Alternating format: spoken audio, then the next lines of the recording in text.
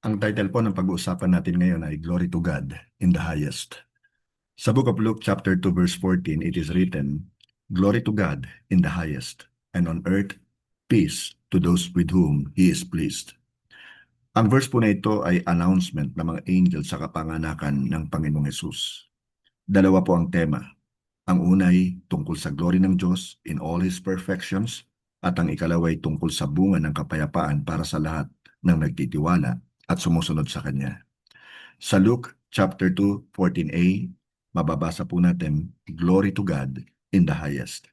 So number 1, God is the source of all glory.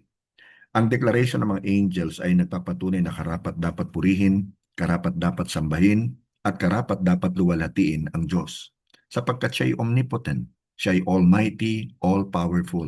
He is also omniscient, He is all-knowing, He is omnipresent, He is everywhere. Siya rin po ang ating Jehovah Jireh, ang ating pong provider, ang ating Jehovah Rapha o ang ating healer. Siya ang ating Jehovah Shalom, siya ang ating peace. Siya ang ating Jehovah Shammah, the Lord is there. Siya rin po ang ating Jehovah Rohi, our shepherd. Ang glory po ng Diyos ay makikita sa pamamagitan ng kanyang karunungan, pag-ibig, kapangyarihan at katapatan, lalo na sa kanyang plano ng kaligtasan sa pamamagitan po ni Jesus na kanyang pong anak. Number 2, God's glory in action. Makikita po natin nang ang salita ng Diyos ay nagkatawang tao. Sa John chapter 1 verses 1 to 3, mababasa po natin, In the beginning was the Word, and the Word was with God, and the Word was God. He was with God in the beginning. Through Him all things were made. Without Him, nothing was made that has been made. At sa John chapter 1 verse 14 naman, the Word became flesh and made His dwelling among us. We have seen His glory, the glory of the one and only Son, who came from the Father, full of grace and truth. Nakita rin natin ang glory ng Diyos sa pamamagitan po ng kanyang ministry.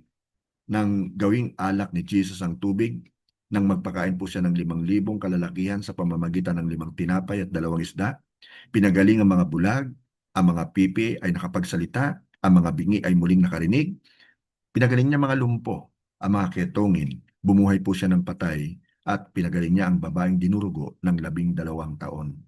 Nakita rin ang glory ng Diyos sa buhay ni Jesus na walang naging bahid katitingman ng kasalanan. Siya'y pinako at namatay sa krus, inilibing ngunit muli po siyang nabuhay, umakyat sa langit at nangakong muling babalik. Number 3, praise from all creation. Isang malaking hukbo ng mga anghel sa kalangitan, hindi lang po isang anghel, ang nagsama-sama para purihin ang Diyos. Binibigyan din po nito na ang kaluwalhatian ng Diyos ang ultimate focus ng creation. Sa Psalm 19 verse 1, it is written, The heavens declare the glory of God, the skies proclaim the works of His hands. Sa Isaiah chapter 6 verse 3, mababasa naman po natin, Holy, holy, holy is the Lord Almighty. The whole earth is full of His glory. Now, tingnan po natin yung nakasulat sa Luke chapter 2 verse 14b, And on earth peace to those with whom He is pleased. So, 1, peace through favor. Ito po'y tumutukoy sa estado ng pagiging nasa tamang relasyon o favor sa Diyos. Pangalawa, peace with God. Ang kapayapaang ito ay ang ultimate peace with God na naging possible sa pamamagitan po ng sacrifice ni Jesus sa cross. Hinahayaan ito ang mga mananampalataya ng Panginoong Hesus na maranasan ng kapayapaan sa kanilang buhay at maging ambassadors ng ating Panginoong Hesukristo, ambassadors of peace. Ikatlo, peace with others. Bagamat ang pangunahing kapayapaan ay sa Diyos, dinadala rin po tayo nito sa kapayapaan sa ating kapwa. And ultimately, kapayapaan para sa buong mundo sa hinaharap. At ikaapat po, a gift to the faithful. Ang kapayapaang ito ay hindi automatic, ngunit mararanasan ng sinumang tumanggap sa plano ng Diyos at mamuhay ng tapat at sumusunod sa Kanya. Ayan niyo pong basahin ko sa inyo ang nakasulat po sa Isaiah chapter 60 verses 1 to 3 for a close. Arise, shine, for your light has come, and the glory of the Lord rises upon you.